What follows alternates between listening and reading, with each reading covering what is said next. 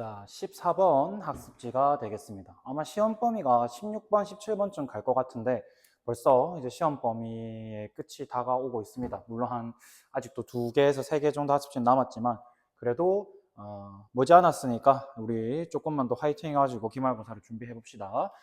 이번 파트는 지난번에 봤던 그 당나라의 당 고조부터 해서 당 태종, 당 고종 봤었죠. 그 뒤에 이어지는 당나라의 통치체제에 대한 내용입니다. 교과서로는 66페이지가 되겠습니다. 당이라고 하는 이 나라는 율령이라는 것에 기초해서 통치체제를 만들었는데 이 율령이라는 게 무엇이냐라고 했을 때 율은 형법을 말합니다. 그리고 령은 행정법을 말해요. 형법이 뭐고 행정법이 뭐냐 했을 때 형법은 예시를 들자면 뭔가 범죄를 저질러 가지고 그거를 처벌하는 법 있죠. 그런 것을 형법이라 생각하면 되고 행정법은 우리나라를 이렇게 다스리고 우리나라를 이렇게 돌아가게 하기 위해서 동사무소, 우리 지금은 행복센터, 행정복지센터라고 하죠. 저기 영선동에 우리 맨날 버스 기다리는 그곳처럼 그런 것처럼 일반 사람들의 그런 이런 행정적인 편의를 위해서 만들어지는 게 행정법이라고 보시면 됩니다. 그래서 형법과 행정법이라는 이 두 가지의 법을 통해서 나라의 기틀을 다지는 것이 이제 율령에 기초한 통치체제다라고 볼 수가 있는데 오늘날에도 이 형법과 행정법은 이 나라가 굴러가기 위해 제일 중요합니다. 그런데 이 당시에도 마찬가지겠죠. 이 당시에도 이러한 형법 그리고 행정법의 기초를 다짐으로써 나라의 어떻게 보면 기틀을 다졌다라고 볼 수가 있겠습니다. 그리고 중앙 같은 경우에는 삼성육부라는 조직을 두어가지고 행정체계를 갖추었고 지방에는 주현제를 실시해서 주라고 하는 큰 단위를 만들고 그 밑에 현이라고 하는 그거보다는 조금 작은 단위를 만들어서 거기다가 지방관을 보내서 그 지역을 직접 황제가 다스렸다라고 볼 수가 있겠죠. 그래서 중앙에는 삼성육부라는 행정조직 체제, 지방에는 주현제라는 지방행정조직이 만들어졌다. 그리고 이때 이 당나라의 정부는 농민들을 어떻게 다스렸냐라고 했을 때 농민들에게 땅을 나누어 줍니다. 일정한 땅을 걔네들이 농사 지을 수 있도록 나누어 줘요. 그거를 균전제라고 부릅니다. 이 농민들에게 땅을 지급하는 이 제도를 균전제라고 부릅니다. 그런데 그렇게 땅을 나눠주는 대가가 있어야겠죠. 땅을 나누어주는 대신에 너네가 나라를 위해서 해야 될 게 있다라고 하는 거예요. 그럼 그 해야 될 게 무엇이냐라고 했을 때 여기 나오는 조용조와 부병제가 바로 농민들이 해야 될 의무 같은 거라고 보면 돼요. 이 조용조는 농민이 내는 세금 같은 겁니다. 조와 용과 조라고 해서 세 가지의 세금으로 나누어져 있는데 이 부분을 자세히 보면 조는 곡물, 용은 노동력 또는 그 노동력 대신에 내는 옷감, 그리고 마지막에 이 조는 비단, 한 3배 이런 것들을 의미합니다. 이런 요금을 냈고 또한 부병제라고 해서 농민들이 그 땅을 받는 대신에 일정 기간에 농민들 보고 야 너네 군사훈련하러 와라 라고 하는 거예요. 그럼 그 기간 동안 그 사람들은 군사훈련을 받으면서 그 군역에 의무를 지게 된다라고 볼 수가 있겠습니다. 이렇게 균전제, 조용조, 부병제라는 이 세 가지의 시스템이 조화롭게 유기적으로 톱니바퀴가 되듯이 그렇게 굴러가는 체제가 당시 당나라에서 이루어졌다라고 볼 수가 있겠습니다. 그래서 이러한 세 가지로 이루어지는 이 당나라의 농민 지배 체제는 다른 나라, 동아시아의 다른 나라에도 크게 영향을 주게 되었어요. 이런 체제뿐만 아니라 위에 봤던 율령, 삼성육부 이런 체제도 다른 나라에 크게 영향을 주게 됩니다. 그런데 문제가 뭐냐? 우리 지난 시간에 당나라가 안사의 난을 겪게 되면서 절도사들의 그런 분리, 절도사들이 지들 마음대로 하는 그런 형상이 심화되었다라는 내용을 배웠죠. 그런 것처럼 이 7세기 말이 지나고 나면 당나라 내부에서 크게 혼란이 찾아오게 됩니다. 그 과정에서 이 사람들에게 땅을 지급하는 균전제가 무너지게 돼요. 왜 그러냐면 인구가 계속 늘어나다 보니까 사람들에게 나누어 줄 수 있는 땅의 크기가 한정적인 거예요. 뿐만 아니라 당시에 땅이 넓었던 사람들이 있죠. 돈 많은 사람들. 걔네들이 본인의 땅을 계속해서 키워나가니까 나라에서 땅을 주기에 땅이 점점 부족해지는 거야. 그래서 이 땅을 나누어주는 균전제라는 시스템이 힘들어지게 되는 거죠. 유지하기가. 그래서 이 균전제가 붕괴되고 장원이라고 하는 그런 것들이 증가함에 따라서 장원은 아까 말했던 것처럼 돈 많은 사람이 본인의 땅을 넓혀 나가는 거라 생각하면 됩니다. 우리 서유럽에서도 장원 배웠었죠. 그것과 어떻게 보면 약간 다르지만 그렇게 높은 사람들이 자기의 땅을 넓혀 나갔다라는 거로 생각하시면 되겠습니다. 그러면서 농민들은 점점 몰락하게 되는 거죠. 그러면서 이 땅을 지급해야지 그 대가로 세금 내라, 너 군대 훈련 받으러 와라라고 얘기할 수가 있는데 이게 불가능해지는 거야. 그래서 이 체제가 바뀌게 됩니다. 그래서 원래 부병제라고 하는 거는 사람들이 그 땅을 받기만 하면 그거에 대한 대가로 군사 훈련을 받으러 가야 되는 시스템이었다면 여기 있는 이 모병제는 의무적으로 가는 게 아니라 사람들이 이제 모집하는 겁니다. 군인들을 모집하는 대가로 그 모병된 이 병사들에게는 그에 해당하는 그 봉급을 지불해야겠죠.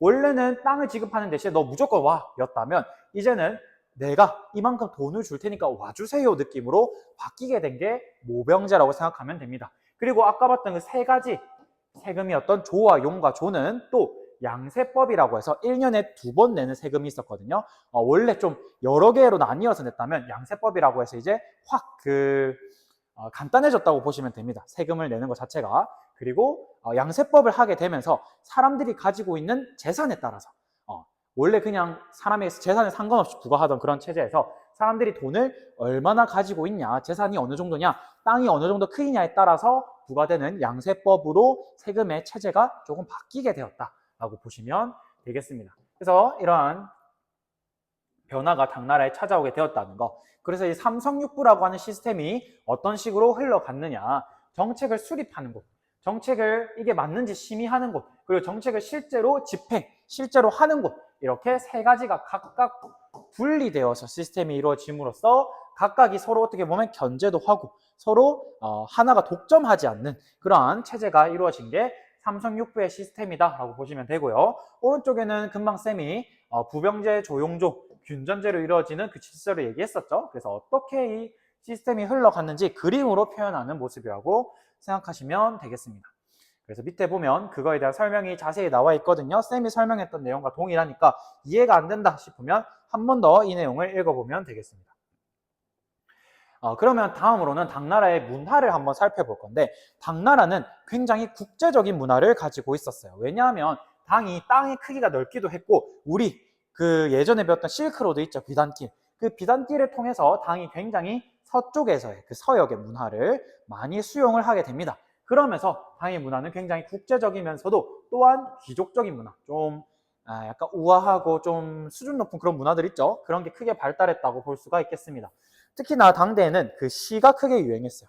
시가 유행해서 200, 두보와 같은 사람이 유명했는데 이 사람들은 시가 단순히 시뿐만 아니라 뭐 서예, 그림 이런 것들까지 다 같이 해가지고 다 동아시아 세계에서 크게 유행했다라고 볼 수가 있겠습니다. 또 이때 스님들이 저기 인도로 많이 건너가가지고 인도에서 순례를 거치면서 거기서 현지의 그 불교 경전을 들고 오게 되었어요. 그러면서 그 불교 경전을 중국에서 다시 중국의 한자로 번역을 하겠죠. 그 과정에서 이 불경의 수준, 이 불교에 대한 이해 수준이 굉장히 높아지게 됩니다. 대표적인 스님이 현장과 같은 사람이었어요. 이러한 번역된 불경은 우리나라로도 이제 널리 전파가 되면서 이 불교가 크게 유행을 했고 당시에 도교, 우리 저번에 그 위진남북조 시대 할 때 도교 배웠죠. 그 도교도 당나라 황실 보호 아래 크게 성장했고 유학에서는 훈고학이라는 걸 집대성했던 오경정의가 편찬되게 됩니다. 훈고학은 옛날에 그 우리 막 진나라 때 유교 다 박살냈을 때 그거를 다시 이제 정리하는 작업에서 그 유교 경전을 이제 어떻게 보면 다시 집대성하는 과정인 거죠. 해석하는 과정에서 만들어졌던 학문이 훈고학인데 그런 훈고학을 집대성하는 오경정이라는 책이 편찬이 돼서요. 이게 당나라 때 계속 이어졌던 그 과거 제도의 어떻게 보면 그 시험 범위에 해당하는 책으로서 크게 히트를 치게 됩니다. 그러면서 당대에는 이 비단길을 통한 교류가 굉장히 활발히 일어나게 되었다. 그래서 당나라 때 그 화려한 귀족 문화의 양상을 이렇게 보여주고 있거든요. 그래서 대표적인 이런 예시들을 한번 살펴보세요. 뒷페이지도 마찬가지입니다. 이 당나라 때 대표적인 문화, 여러 종교들이 크게 유행을 하기도 했어요.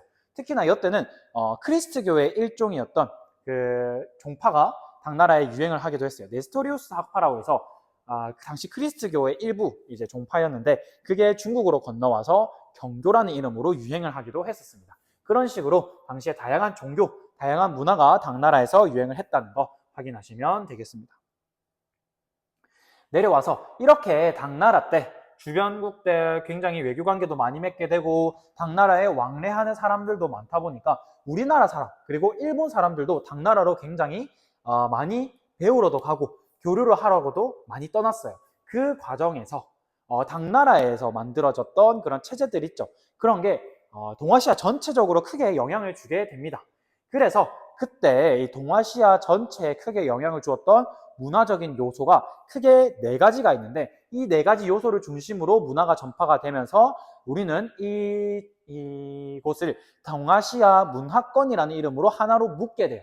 그러면 이 세 나라를 동아시아 문화권이라고 묶을 수 있도록 하는 그 요소들이 무엇이 있느냐라고 했을 때 4가지가 있는데 첫 번째로는 한자, 두 번째 불교, 세 번째 유교, 마지막 율령이라는 겁니다.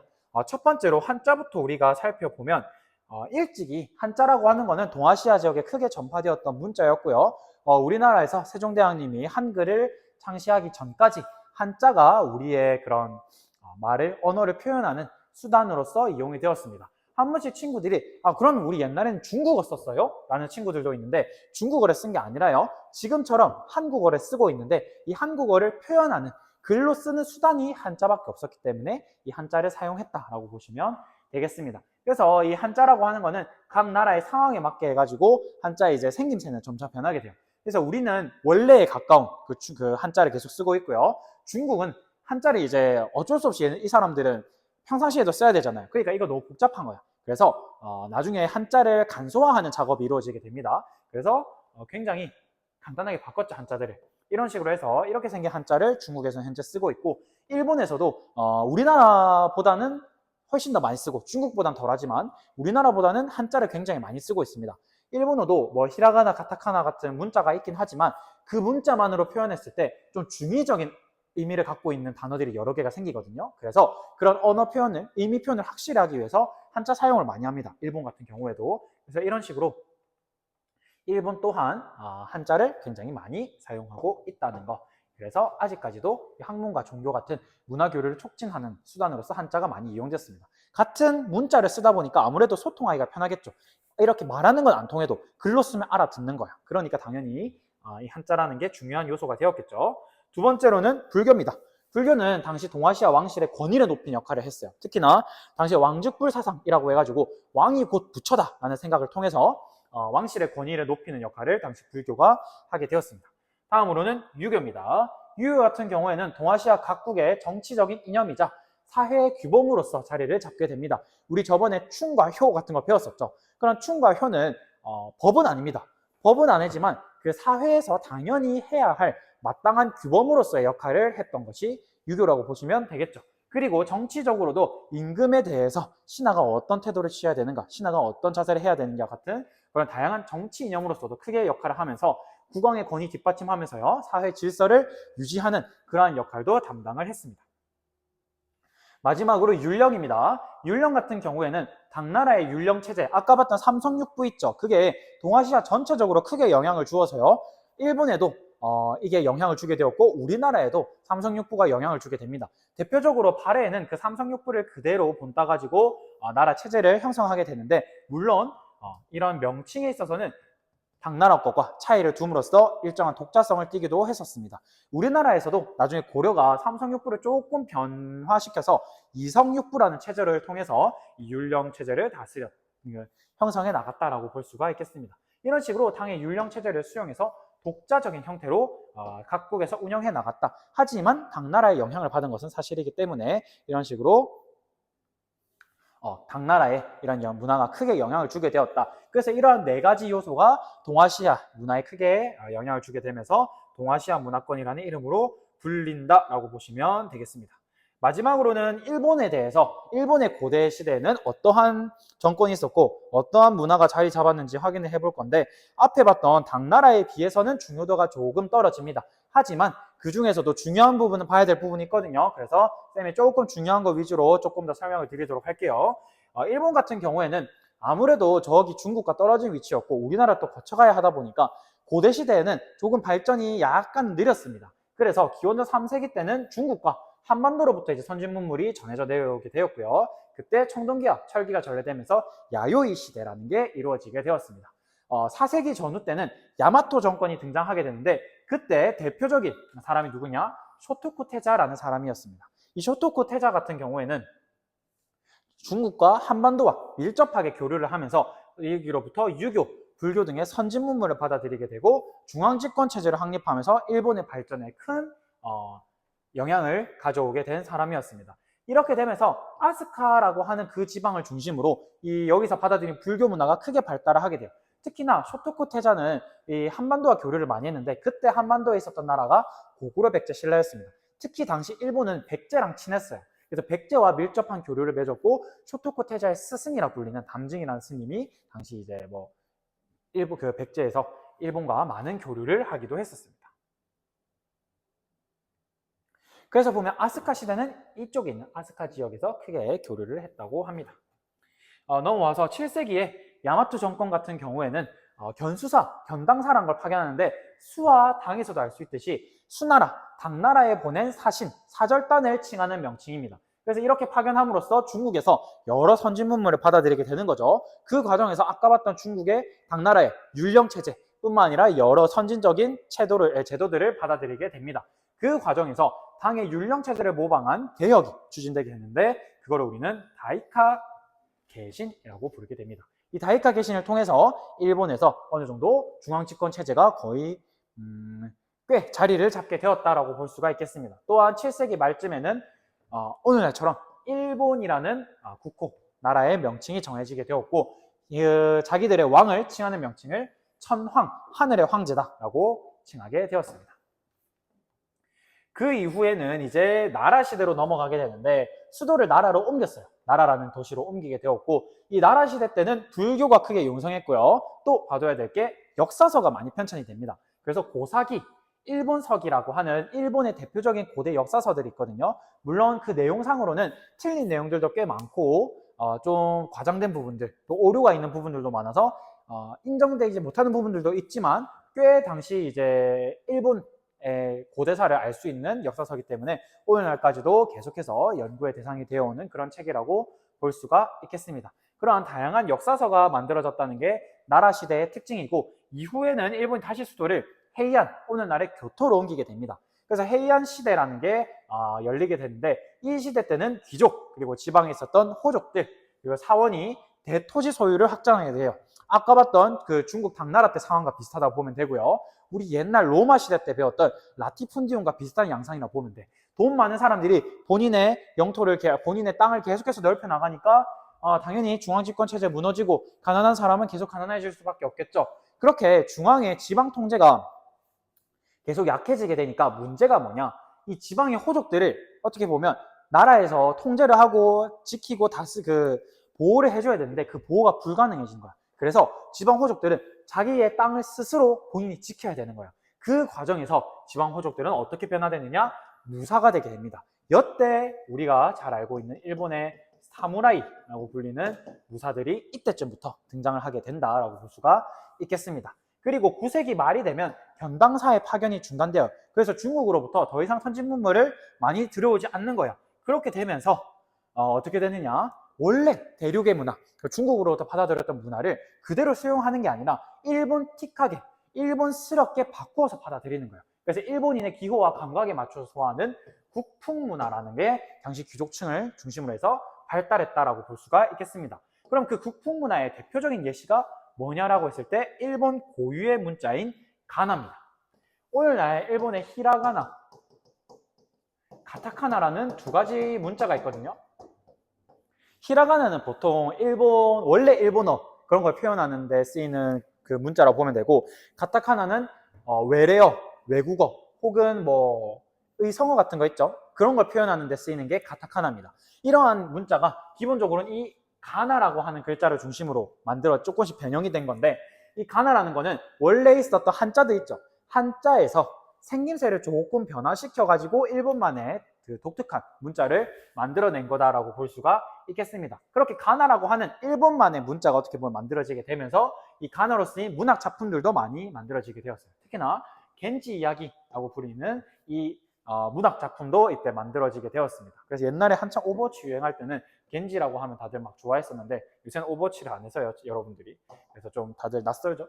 그래서 아무튼 이러한 문학 작품이 크게 유행하게 되면서 일본만의 고유한 문화를 향유하려는 국풍 문화라는 게 크게 유행을 했다라고 보시면 되겠습니다.